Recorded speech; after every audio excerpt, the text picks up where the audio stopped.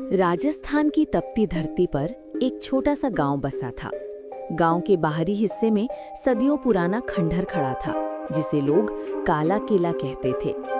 दिन के उजाले में वो सिर्फ टूटी-फूटी दीवारों का ढेर लगता, मगर जैसे ही सूरज ढलता, वहां से अजीब सरगोशियां, चीखें और ढोल नगाड़ों जैसी ध्वनियां सुनाई देने लगती।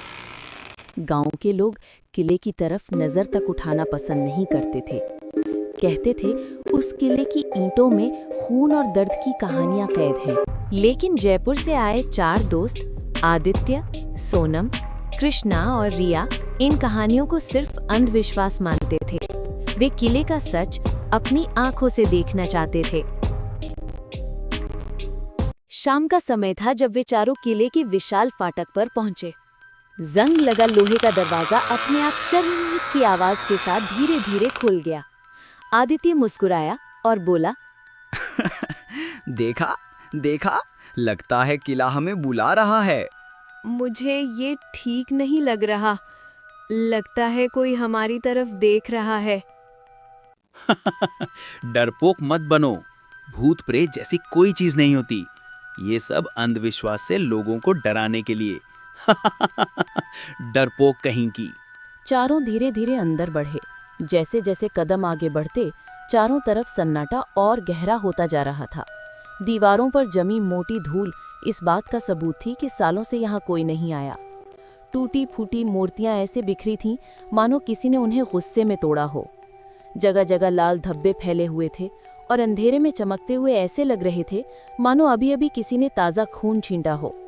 हवा में एक अजीब सी सीलन और लोहे जैसी गंध तैर रही थी, जिससे उनके कदम और भारी हो गए। चारों की धड़कनें तेज थी, मगर आंखें और भी गहरी अंधेरी तरफ खिंचती चली जा रही थी। अचानक सोनम रुक गई।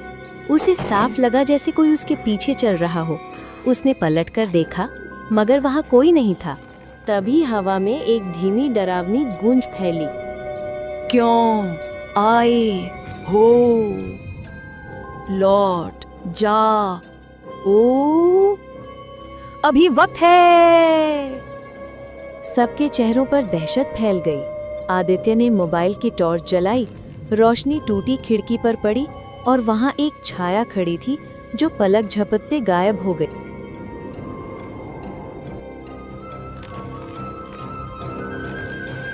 रिया चीखते हुए बोली, मैंने देखा, कोई हमारे साथ है।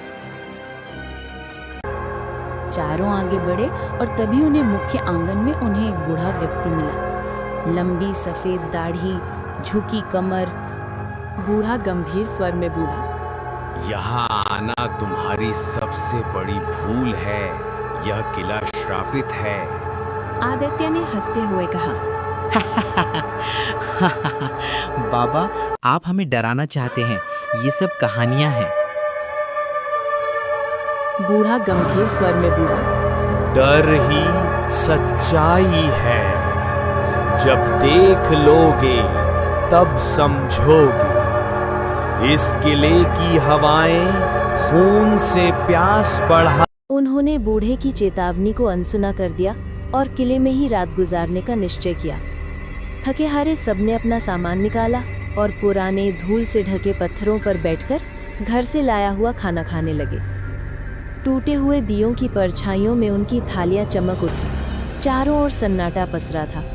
बस दूर कहीं उल्लू की डरावनी आवाज और किले की दीवारों से टपकती बूंदों की खटखट सुनाई दे रही थी।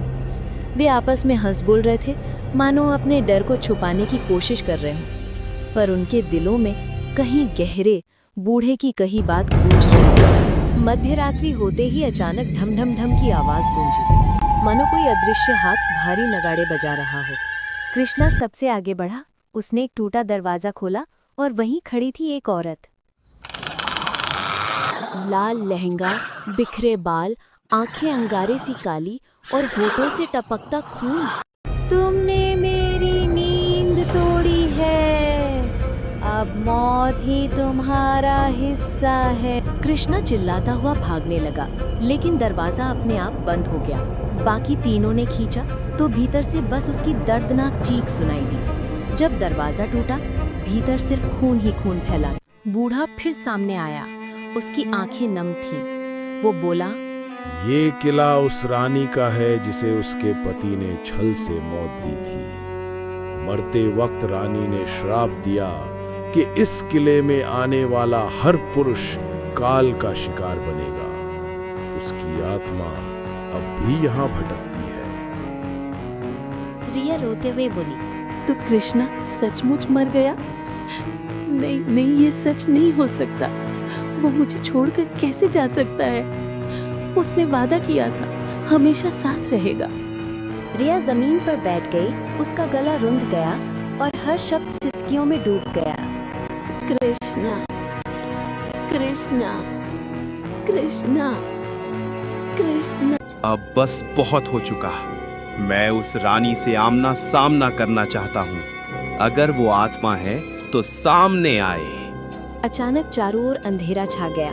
टूटी दीवार पर लगे एक पुराने आईने में रानी का चेहरा दिखा। अगले ही पल वो आईने से बाहर निकल आई और आदित्य का गला दबोच लिया।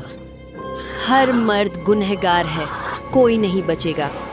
आदित्य तड़पते तड़पते जमीन पर गिर पड़ा। उसकी सांसें थम चुकी थी। अब सिर्फ सोनम और रिया बची हैं। रिया कांपते स्वर में बोली, हम औरतें हैं, फिर हमें क्यों डराती हो? रानी की आंखों से आंसू बह निकले। मैंने कभी स्त्रियों को नुकसान नहीं पहुंचाया। पुरुषों ने ही मेरी कोख को जहर से भरा, मुझे जिंदा जलाया। तब से मैं हर मर्द से नफरत करती हूँ।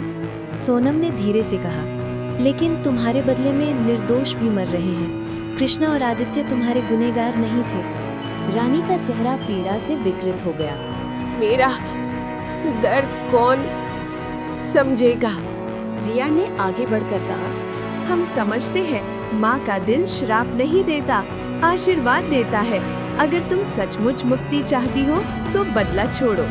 तभी बूढ़ा गंभीर आवाज में बोला, रानी, ये वही बेटी है जिसकी आत्मा का इंतजार था तुम्हें। इसके स्पर्श से तुम मुक्त हो सकती हो। रानी ने कांपते हाथ रिया के सिर पर रखे। एक तेज प्रकाश फैला और उसकी चीख हवा में गूंजते गूंजते खामोश हो गई। उसकी आत्मा विलीन हो चुकी थी। सुबह होते ही किले की दीवारें टूटने लगी। सदियों से खड़ा ढांचा धीरे धीरे धराशायी हो गया। सोनम और रिया कस्बे लौट आईं। उनके दिल में डर था, मगर साथ ही सुकून भी कि उन्होंने एक रानी की आत्मा को मुक्ति दिलाई थी। आसमान में रानी की परछाई दिखाई देती है, जो रिया सोनम को आशीर्वाद देती है। बूढ़ा आखिरी बार बोला, अब यह किला श्राप मुक्त है, लेकिन याद रखना, अगर किसी औरत का दर्द अनसुना किया जाए तो वो दर्द कभी न कभी श्राप बनकर लौटता है।